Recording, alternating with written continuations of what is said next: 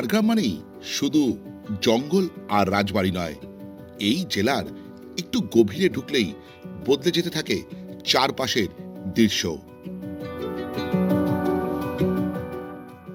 জঙ্গলের পথ পেরিয়ে সামনে আসে পাহাড়, জল আর একের পর এক সুন্দর প্রাকৃতিক দৃশ্যাবলী।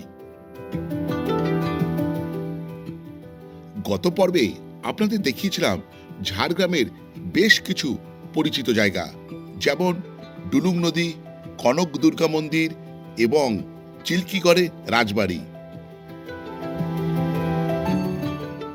আর আজকের পর্বে সেই ভ্রমণটাকেই একটু এগিয়ে নিয়ে যাব আরেকটু অন্য পথে। থাকবো সবুজে ঘেরা একটি রিসর্টে, দেখাবো আমাদের থাকার অভিজ্ঞতা, আর সেখান থেকে ঘুরে বেড়াবো বেলপাহাড়ির প্রকৃতির মাঝে। সঙ্গে থাকবে 2 রাত 3 দিনের ঝাড়গ্রাম ঘোরার একটি সহজ পরিকল্পনাও। তাহলে চলুন শুরু করা যাক ঝাড়গ্রামের এই পর্ব। শুরুতেই প্রশ্ন হলো, ঝাড়গ্রাম পৌঁছবেন কিভাবে? কলকাতা থেকে ঝাড়গ্রাম পৌঁছানোর সবচেয়ে সহজ উপায় হলো ট্রেন।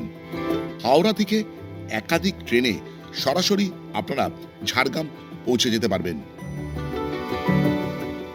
যারা নিজের গাড়িতে আসবেন তাদের জন্য রোড কানেক্টিভিটিও বেশ ভালো। ট্রেনে করে এলে আপনার ভাড়া পড়বে এসিতে 350 থেকে 400 টাকার মধ্যে, আর যদি নন এসিতে আসেন সেক্ষেত্রে ভাড়া পড়বে 120 থেকে 150 টাকার মধ্যে। ঝাড়গ্রাম তো পৌঁছলেন, এবার প্রশ্ন হলো থাকবেন কোথায়? ঝাড়গ্রাম পৌঁছে এবার আমাদের ঠিকানা ছিল এমন একটি জায়গা যেখানে শহরের ব্যস্ততা সেরকম ছিল না, না ছিল কোনো কোলাহল। 2 দিন কাটানোর জন্য একদম আদর্শ ছিল। এবার আমাদের ঠিকানা ছিল শালবনী রিট্রিট। ঝাড়গ্রাম শহর থেকে প্রায় 10 কিলোমিটার দূরে সবুজে ঘেরা এই রিসর্টে পৌঁছলেই পরিবেশটা যেন একটু অন্যরকম হয়ে যায়। তাহলে এবার আপনাদের একটু ঘুরিয়ে দেখাই কেমন ছিল আমাদের এই 2 রাতের ঠিকানা। Good morning.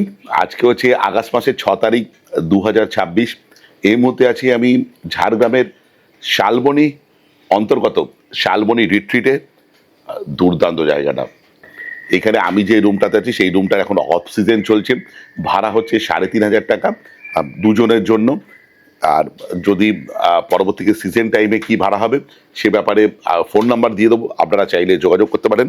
দেখুন আমরা যে জায়গায় রয়েছি সেটা যে ডেঞ্জার লেখা রয়েছে, এইখানে পরপর কটেজ আছে, আর ওইখানটায় হচ্ছে আপনার মানে আল মতন কাটা আছে যাতে হাতি ওইসব জায়গায় চলে এলো যাতে এখানে প্রবেশ না করতে পারে, এবং ডেঞ্জার লেখা আছে দেখুন পুরো, মানে এখানে কিন্তু হাতি চলে আসে ওই জায়গায়। এখানে বিভিন্ন ক্যাটাগরি রুম আছে। আমি যে রুমে ছিলাম সেটাকে আমি গত পর্বে আপনাদের সঙ্গে তুলে ধরেছিলাম। এবার দেখা যাক আর কি কি ধরনের রুম আছে, তার প্রাইসই বা কি, আর তার ফেসিলিটি কি। চলুন সেগুলো একবার দেখা যাক। আমাদের যে ডিলাক্স রুমগুলো আছে সেটা হচ্ছে এরকম দুর্গা বাড়ি বলে যে বিল্ডিংটা আছে তার মধ্যেই অবস্থিত। দুর্গা বাড়িতে 8টা রুম আছে, ওপরের রুমগুলো গেস্ট আছে। তো এরকমই জাস্ট একবার তুলে ধরি নিচের যে রুমগুলো। দেখুন একটা ডাবল বেড আছে, ছোট বাচ্চা হলে তো 3 জনই আপনারা অকুপাই করতে পারবেন। আর রুমটা কিছুটা এরকম এসি রুম, হেয়ার ড্রায়ার আছে থেকে শুরু করে আধুনিক সব সরঞ্জাম উপস্থিত। আর এই রুমটা বা এই বিল্ডিংটা কিন্তু ইংরেজ আমলের তৈরি, এটা কিন্তু খেয়াল রাখবেন আপনারা, এটাকে ভালো মেনটেন করেছে ওনারা। একবার ওয়াশরুমটা দেখাই, গিজার আছে, বেসিন আছে, ওয়েস্টার্ন কমোড আছে। দুর্গা বাড়িতে যে রুমগুলো আছে সেগুলোর সঙ্গে কিন্তু ব্যালকনিও আছে। দেখুন এই দেখুন ব্যালকনি, প্রত্যেকটা রুমের সঙ্গে ব্যালকনি বর্তমান। এক্ষুনি যে ডিলাক্স রুমটা দেখালাম দুর্গা বাড়ি, সেটা ভাড়া হচ্ছে 2,500 টাকা প্লাস জিএসটি, আর এটা হচ্ছে অফ সিজনের রেট। আর যদি সিজনে আসতে চান সেক্ষেত্রে রেটটা বাড়বে, কতটা বাড়বে একবার জাস্ট ফোন করে জেনে নেবেন। দুর্গাবাড়ির ঠিক ব্যাক সাইডে আছে ওনাদের টেন্টগুলো, এই দেখুন টেন্ট। একটা টেন্ট এর ব্যবস্থা কেমন সেটা আপনাদের একবার তুলে ধরে। দেখুন টেন্ট হলেও কিন্তু এগুলো রুমের মতনই। একবার টেন্টের ভেতরটা একবার দেখাই। দেখুন এই বাইরে থেকে প্রবেশ করছে, এখানে একটা ব্যালকনি মতন আছে যেখানে আপনারা বসতে পারবেন, এখানে একটা টেবিল মতন আছে লোহার। আর ঠিক প্রবেশ করলেই যেটা দেখতে পাচ্ছি টেন্ট কম, এটা রুমের মতনই লাগছে। এটা আলনা দেখতে পাচ্ছি। যাই হোক, যা দেখতে পাচ্ছি সেটা হচ্ছে কুইন সাইজ বেড, ইন্টারকম আছে, এসি রুম, আর এখানে একটা আলমিরা দেওয়া আছে আর স্ট্যান্ড ফ্যান দেওয়া আছে। পরিষ্কার পরিচ্ছন্ন এবং টেন্টের মধ্যে পর্যাপ্ত জায়গা রয়েছে। এখানে যেগুলো প্রোভাইড করা হবে আপনাদের এই শালবনী রিট্রিটের তরফ থেকে সেগুলো দেখা আছে। Electric kettle, tea coffee sachet, water বোতল, চার্জিং পোর্ট এরকম আছে। আর একবার ওয়াশরুমটা দেখাই। ওয়েস্টার্ন কোমোড আছে, গিজার আছে, আর এক্সস্টও আছে প্রত্যেকটা ওয়াশরুমে, কিন্তু একটা মিররও আছে। আর ওয়াশ বেসিনটা এরকম করে রাখা আছে। আর এখানে হেয়ার ড্রায়ারও দেখতে পাচ্ছি, বেশ ভালো, বেশ ভালো। এটার রেটটা কত সেটা আমি স্ক্রিনে দিয়ে দেবো, আমি জিজ্ঞেস করতে ভুলে গেছি। আর এই কটেজগুলোর নামও খুব সুন্দর। দেখুন এই কটেজটা যেটা দেখাচ্ছি সেটার নাম হচ্ছে কদম, খুব সুন্দর। চলুন প্রবেশ করা যাক। বৃহৎ দুটো কিং সাইজ বেড আছে, 4 জন ইজিলি অকুপাই করতে পারবেন। আচ্ছা, একবার বাদিক থেকে ডান দিক যদি দেখাই, এদিকে চার্জিং পোর্ট আছে, এখানে একটা টেবিল আছে, এসি, ওইদিকে আছে ইন্টারকম, আর রুমটা হিউজ হিউজ। এদিকে টিভি আছে, সোজা দেখতে পাচ্ছি ওয়ার্ড্রপ, ওইদিকে আছে হেয়ার ড্রায়ার, এখানে দেখতে পাচ্ছি tea coffee sachet, electric Kettle, এদিকে হিউজ বড় একটা ডেস্ক আছে। এবং শুধু তাই না, এখানে দেখুন মিনি ফ্রিজও পেয়ে যাবেন, এই দেখুন ফ্রিজও আছে। আর এই রুমের দুটো সেকশন আছে, ওই দিকটা আছে ওয়াশরুম, এদিকে একটা ছোট্ট একটা কাজ করার জায়গা, সেটা একবার দেখাই। এই দেখুন, এখানে বসে আপনি একান্তে কাজ করতে পারেন যদি ভ্যাকেশনে আসেন। আর যেটা বলার, এখানে তো প্রত্যেকটা কটেজে এবং প্রত্যেকটা জায়গায় ওয়াইফাই উপস্থিত, ওয়াইফাই সিগন্যালের কোনো অসুবিধা হবে না। একবার ওয়াশরুমটা দেখাই। দেখুন এইটা হচ্ছে ওয়াশরুম, ওয়েস্টার্ন কোমোড আছে, গিজার আছে, আর বেসিন আছে। ওয়াশরুমের সাইজ একদম ঠিকঠাক। রুমের ফেয়ার কত এটা আমি স্ক্রিনে দিয়ে দেবো। দুর্দান্ত রুমটা। আমার কাছে এই জায়গার পরিবেশ সবচেয়ে বেশি আকর্ষণীয় লেগেছে। সারাদিন ঘোরাঘুরি করে এসে একটু শান্তিতে বসার জন্য এখানকার অ্যাটমসফিয়ার আমার ভাষায় একদম টপ ক্লাস। থাকার আস্তানার ইনফরমেশন দিয়ে দিলাম। চলুন এবার দেখা যাক ঝাড়গ্রাম ঘুরতে কদিন সময় লাগে আর কোথায় কোথায় ঘুরব। ঝাড়গ্রাম ঘোরার জন্য 2 রাত 2 দিন যথেষ্ট, কিন্তু যদি আপনি এর সঙ্গে ঝিলিমিলি ও সুতান ফরেস্ট যুক্ত করতে চান তাহলে একটা দিন এক্সট্রা হাতে রাখলে ভালো হয়। প্রথম দিন ঝাড়গ্রাম পৌঁছে রিসর্টে চেক ইন করার পর আপনারা যে সময় পাবেন তাতে ঝাড়গ্রামের লোকাল সাইট সিইং ইজিলি হয়ে যাবে।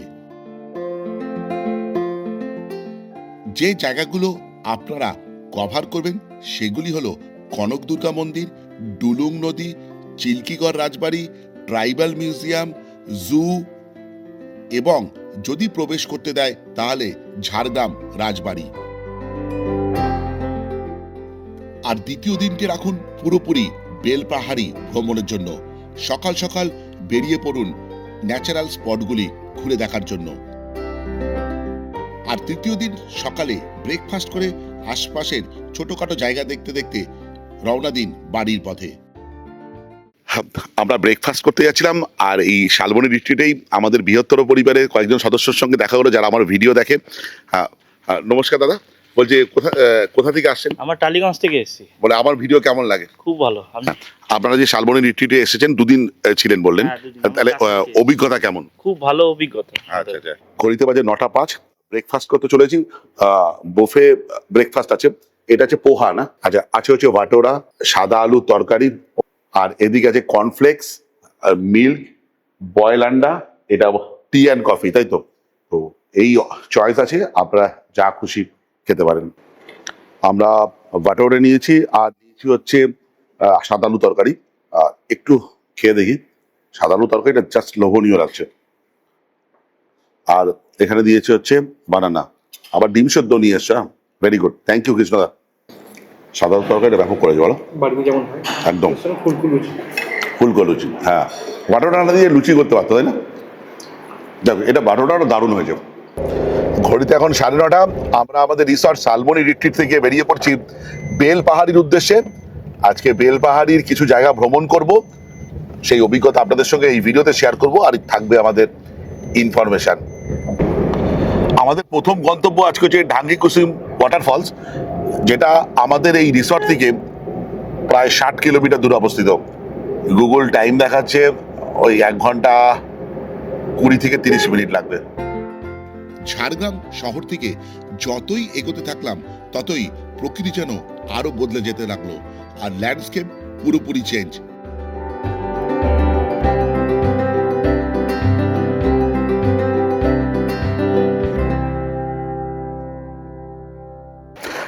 ঢাঙ্গি কুসুমের এখনো পৌঁছয়নি, 11টা 20 বেজে গেল আস্তে আস্তে। রাস্তাটা ন্যারো ছিল, তবে আসার রাস্তাটা বেশ সুন্দর। পেছনে গাড়িটা পার্ক করলাম, কোনো পার্কিং চার্জ নেই। হয়তো শীতকালে আমি জানি গাড়ির পার্কিং একটা চার্জ লাগে। ছোট ছোট ওয়াটার স্ট্রিম এখান দিয়ে বয়ে চলেছে। ঢাঙ্গি কুসুম ওয়াটারফলস যাওয়ার পথে দেখবেন এরকম পাথরের তৈরি বিভিন্ন থালা, শিবলিঙ্গ, ভগবানের মূর্তি এগুলো বিক্রি হচ্ছে। আচ্ছা, যাওয়ার রাস্তাটা কিন্তু এরকম দেখুন, স্পেসিফিক কোনো রাস্তা করার নেই, কিন্তু খুব একটা চড়াই উতরাই নেই। রাস্তাটা কিন্তু ব্যাপক, চারদিকে জঙ্গল। আর দেখুন সামনেটা দেখাই, দেখুন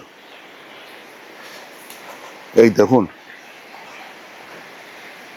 বিভিন্ন ওয়াটার স্ট্রিম নেমে আসে, পরেই বোধহয় এটা একত্রিত হয়ে ঢাঙ্গি কুসুম ওয়াটারফলস হিসেবে ওপর থেকে পড়ছে।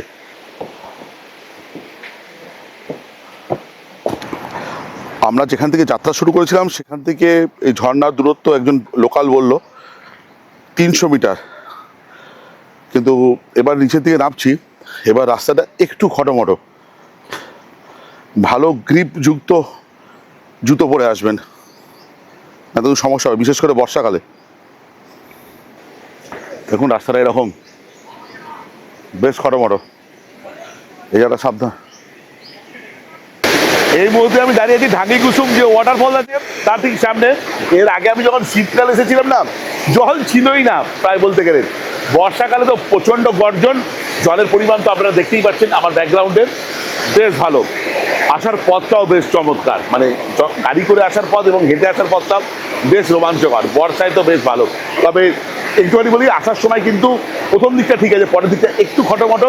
ভালো গ্রিপওয়ালা জুতো পরে আসবেন আর আস্তে আস্তে নামবেন, বর্ষায় একটু পিছল থাকতে পারে। যাই হোক, কিন্তু এসে কিন্তু মন ভরে যাবে বর্ষাকালে। শীতকালে কিন্তু আবারও বলছি আসতে কিন্তু ভালো লাগবে না। নিচে দেবজ্যোতি আর কৃষ্ণদা এখনো ছবি তুলে যাচ্ছে, দেখুন চারদিকটা সবুজে সবুজ, আর তার মধ্যখান দিয়ে এরকম ঝর্ণা। অনেক ভালো ভালো ঝর্ণা দেখেছি, এটাও কিন্তু মন্দ না, কারোর সঙ্গে তুলনা করে লাভ নেই। আপনার ভালো লাগবে, বর্ষাকালে এলে সেপ্টেম্বর অক্টোবর পর্যন্ত ভালো লাগবে। ঢাঙ্গি কুসুম সবুজ জঙ্গলের মাঝে লুকিয়ে থাকা এক অপূর্ব সুন্দর জলধারা। বর্ষায় পাহাড়ের বুক বেয়ে নেমে আসা জলের সৌন্দর্য এখানে সত্যি মন ছুঁয়ে যায়। সবুজে ঘেরা এই নীরব পরিবেশে ঝর্ণার কলকল শব্দ যেন প্রকৃতির এক নিজস্ব সুর তৈরি করে। ঢাঙ্গি কুসুম ওয়াটারফলস দেখা হলো। এর পরবর্তী আমাদের গন্তব্য হচ্ছে কেদারানি লেক, যেটা হচ্ছে এখান থেকে হচ্ছে 12 কিলোমিটার। কিন্তু সমস্যাটা হচ্ছে কি বলুন তো, আকাশটা কালো করে আসছে, মানে বৃষ্টি যখন তখন নামতে পারে। বৃষ্টি যদি নামে, কোনো লেক দেখতে গেলাম, তাহলে আমি আমার চিড়িয়াকে ওড়াতে পারবো না, এইটাই একটা সমস্যা। ঘড়িতে বাজে 12টা 25, এখনো আমার কাঁদারানি লেকে পৌঁছতে পারিনি। যাওয়ার রাস্তাটা কিছুটা এরকম, যেহেতু আমরা কেউ এখানকার স্থানীয় নই, আর রাস্তা এমন না জঙ্গলের ভেতর দিয়ে, দু একবার ভুল হয়ে যাচ্ছে আমাদের। আমাদের অল্টো গাড়ি এই খেদারানি লেক যাওয়ার পথে, খান্দারানি লেক যাওয়ার পথে রাস্তাটা কিছুটা এরকম। যেহেতু আমাদের অল্টো গাড়িটা আসা এই রাস্তায় প্রবেশ করার ক্ষেত্রে গাড়িটা সমস্যা করছিল, তাই জন্য ওরা ওখানে রয়ে গেল। আর এখানে কিছু বাইক যাত্রী যাচ্ছিল, দেবজ্যোতি উঠে গেছে। সে বললো ওখানে নামিয়ে আসছি, আপনি হাঁটতে থাকুন, আপনাকে আবার রিটার্ন করে তুলে নেবো। কেউ নেই, দেখুন আমি হাঁটছি। প্রায় 2.1 কিলোমিটার আগে আমরা নেমে গেছি, এখনো বাকি হচ্ছে দেখলাম 1.6 না 1.5 কিলোমিটার হেঁটে চলে এসেছি প্রায়। কোথায় শেষ ভাইয়ের দেখা পাচ্ছি না, এখন আসিনি বাইকে। একটা সমস্যা হচ্ছে, সেটা হচ্ছে স্থানীয় মানুষজন যদি থাকতো, মানে ড্রাইভার ভাই বা দাদা থাকতো, তাহলে ব্যাপারটা অনেক সহজতর হয়ে যেত। আসলে আমি হেঁটেই চলে যাবো, 1.5 কিলোমিটার বাকি মনে হয়। ওই ছেলেগুলো ছিল, সে আর আসেনি রিটার্ন, পুরো প্রায় 2.2 কিলোমিটার আমি হেঁটেই লেকের কাছে পৌঁছে গেছি, আবার যেতে হবে। ওরা বলছিল দেখবার কিছু নেই, সেরকম কিছু নেই, কিন্তু আমি দেখি আমার চোখে কি আমি ক্যাপচার করতে পারি। কিছু নেই বললো, দেখা যাক।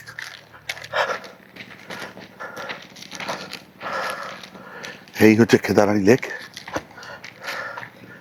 এর আগে আমি যখন এসেছিলাম না, তখন বিকেল বেলার দিকে এসেছিলাম, একটু দুপুর বিকেল সময় ছিলাম, তখন বেশ সুন্দর লাগছিল। আকাশটা এরকম ডাল লাগছে বলে অনেকে ভাবছে বোধ হয় এখানটা সেরকম নয়। এদিক থেকে জল ছাড়া হয়েছে, তবুও মনে হচ্ছে জল কম, আমার মনে হচ্ছে। খেন্দারানী লেক ও ড্যাম ঝাড়গ্রামের জঙ্গল ঘেরা একটি সুন্দর ও শান্ত পরিবেশের জায়গা। চারপাশে সবুজ জঙ্গল আর তার মাঝে বিস্তৃত জলরাশি। পুরো পরিবেশটাকেই বেশ মনোরম করে তোলে। বিশেষ করে বর্ষার সময় চারপাশে সবুজ আরো গাঢ় সবুজ হয়ে ওঠে এবং লেকের সৌন্দর্য আরো বেড়ে যায়। এখানে পর্যটকদের ভিড় তুলনামূলকভাবে কম, তাই নিরিবিলি পরিবেশে কিছুটা সময় কাটানোর জন্য একদম আদর্শ। যাই হোক, আপনাদের সামনে তুলে ধরলাম খেন্দারানী লেকের আমার চিড়িয়ার চোখে। কেমন লাগলো অবশ্যই বলবেন, ভালো কি খারাপ। যাই হোক, আমি আবার হেঁটে হেঁটে ফিরে যাই। 2.2 কিলোমিটার বা তার থেকে একটু বেশি হবে, হাঁটি। একবারে গাড়িতে পৌঁছে কথা হবে। আমাদের পরের গন্তব্য ছিল ঘাগরা জলপ্রপাত। গুগল ম্যাপ অনুযায়ী খেন্দারানী লেক থেকে ঘাগরা দূরত্ব প্রায় 10 কিলোমিটারের কিছু বেশি। তাই আর দেরি না করে জঙ্গলের পথ ধরে আমরা রওনা দিলাম ঘাগরার উদ্দেশ্যে। ঘড়িতে বাজে 2:15। এই মুহূর্তে পৌঁছেছি হচ্ছে ঘাগরা ওয়াটারফলসে। আর যখন নদীতে সেবার যখন এসেছিলাম, শীতকালে জল প্রায় ছিলই না, আর জলের রং আরো পরিষ্কার ছিল।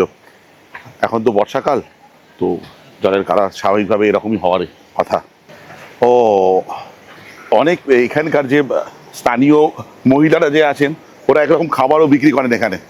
তবে দেখুন এখানে যেটা হয়ে আছে, ভূগোলের নদীর ক্ষয়কার্যের একটা আদর্শ নিদর্শন, সেটা হচ্ছে সে মন্থকূপ বলে না, বা পট হোলস, দেখুন এখানে সৃষ্টি করেছে, আর এর মধ্যেই জল জমে রয়েছে।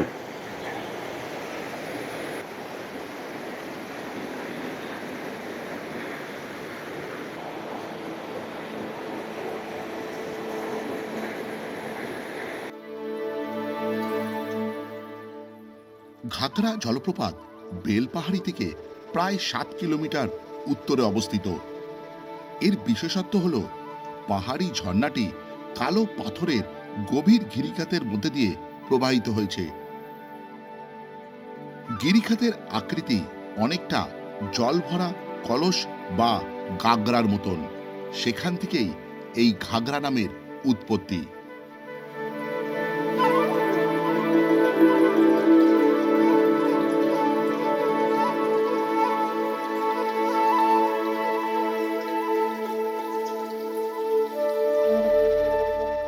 ঘাগরা ওয়াটারফলস দেখার পর আমরা চলে যাচ্ছি তারাফেনী যে ব্যারেজ আছে সেটা দেখতে, যেটা ডিস্টেন্স হচ্ছে এইখান থেকে, মানে ঘাগরা ওয়াটারফলস থেকে হচ্ছে 3.5 কিলোমিটার। এই রাস্তাতেই পড়বে, এগুলো কাছে পিঠেই সব বেলপাহাড়ি। ঘাগরা জলপ্রপাত থেকে তারাফেনী ড্যামের দূরত্ব 5 কিলোমিটার। যেতে আমাদের সময় লেগেছিল প্রায় 10 থেকে 15 মিনিট। তারাফেনী নদীর ওপর তৈরি এই ব্যারেজ বা ড্যাম বেলপাহাড়ি এলাকার একটি গুরুত্বপূর্ণ জলাধার এবং পর্যটন কেন্দ্র। বর্ষাকালে যখন নদীতে জল বাড়ে তখন পাথরের ওপর দিয়ে জলের প্রবাহ এবং ব্যারেজের জল ছেড়ে দেওয়ার দৃশ্য বেশ সুন্দর হয়ে ওঠে।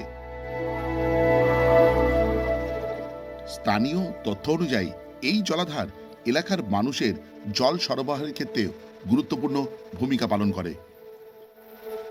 হাতে যদি একটু অতিরিক্ত সময় থাকে কিংবা ঝাড়গ্রাম ভ্রমণের সঙ্গে যদি আর একটা দিন যোগ করে নিতে পারেন তাহলে এই সফরে ঘুরে নিতে পারেন জঙ্গলমহলের আর কিছু অপূর্ব জায়গা। ঘন সবুজ ঘেরা ঝিলিমিলি ও সুতান ফরেস্ট, জঙ্গলের মাঝে শান্ত তালবেরিয়া লেক আর বিশাল জলরাশিতে ঘেরা মুকুটমণিপুর জলাধার। তাই প্রকৃতি, জঙ্গল, পাহাড় আর জলাধার সবকিছুর স্বাদ একসঙ্গে পেতে চাইলে এই বাড়তি একটা দিন আপনার ঝাড়গ্রাম ট্যুরকে আরো সুন্দর করে তুলতে পারে। ঘড়িতে বাজে 4:25। এই মুহূর্তে আমি শালবনী রিট্রিটে পৌঁছে গেছি, মানে আমাদের রিসর্টে পৌঁছে গেছি আর লাঞ্চ করব। লাঞ্চে আজকে আমরা ফোন করে বলে দিয়েছিলাম যে আমরা ফিশ থালি নেবো, দেখা যাক লাঞ্চে কেমন দেয়। লাঞ্চ করতে বসেছি। লাঞ্চে যেটা দিয়েছে সেটা হচ্ছে ভাত আছে, স্যালাড আছে, আলু ভাজা আছে, ঝুরঝুর আলু ভাজা আছে, আর এখানে পাঁপড়টা তো সাইডে দিয়েছিল, আমি ওখানে রেখে দিয়েছি। ডাল আছে, মুসুরি ডাল না গো? আচ্ছা, ঝিঙে আলু পোস্ত আছে, শুক্তো আছে, এটা কাতলা মাছের কালিয়া টাইপের আছে, চাটনি আর সিমুই পায়েস দিয়েছে, দুর্দান্ত। আর যথারীতি একটা কপারের থালা দিয়েছে, কপারের থালাতে এটা প্রেজেন্ট করা আছে। একটু সরিয়ে রাখি তাহলে এটা জিনিসটা আপনার বুঝতে সুবিধা হবে। দেখুন খুব ভালো। লাঞ্চ করলাম। লাঞ্চ সম্বন্ধে 2-3টে জিনিস বলা যাক। সেটা হচ্ছে শুক্তোটা, ডালটা আর মাছটা ট্রিমেন্ডাস ছিল। যেটা আমার অতটা পছন্দ হয়নি সেটা হচ্ছে ঝিঙে আলু পোস্তটা। আগের দিন শুধু আলু পোস্তটা দারুণ ছিল, আর ঝিঙে আলু পোস্তটা আমার অতটা ভালো লাগেনি। আর চাটনি পাঁপড় সম্বন্ধে কী বলবো, সিমুই পায়েসটা ঠিকঠাক, একটু মিষ্টি কম ছিল। তো যারা একটু মিষ্টি কম খান তাদের ক্ষেত্রে ঠিক আছে। আমিও মিষ্টি কমই খাই, কিন্তু পায়েসের ক্ষেত্রে একটু মিষ্টিটা ভালো হলে চেনাটা জমে যায়। ওভারঅল কিন্তু দারুণ। যাই হোক, রুমে চলে যাই। রুমে যাওয়ার পর আজকে একটা জিনিস আবদার করেছি ওনাদের কাছে, দেখা যাক সেটা হয় কিনা। যদি হয় সেটা ভিডিওতে আপনাদের সঙ্গে শেয়ার করবো। রুমে গিয়ে রেস্ট নেওয়ার পর একটু রিসর্টের এদিক ওদিক ঘুরছিলাম। তারপর ফোন এলো যে আপনাদের সন্ধেবেলা স্ন্যাক্স তৈরি। গিয়ে দেখি আমার আবদার তারা মিটিয়ে দিয়েছেন। আমাদের শালপাতা পোড়া চিকেন চলে এসেছে, আমরা অর্ডার দিয়েছিলাম। ওহো, লাভলি, দারুণ। সবটা একবার দেখিয়ে দেবেন। Just wow.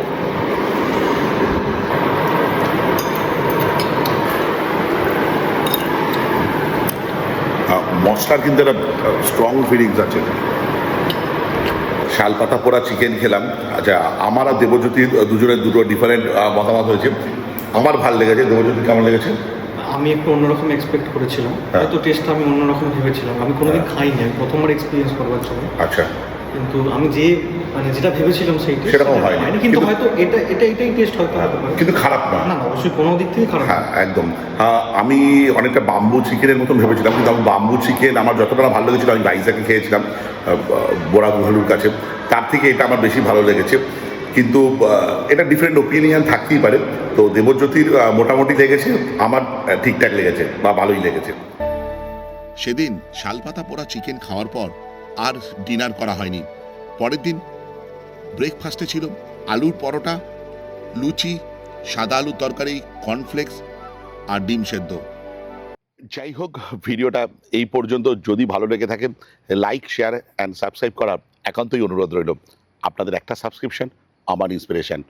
এই বলে ব্লগটা শেষ করলাম। বাই।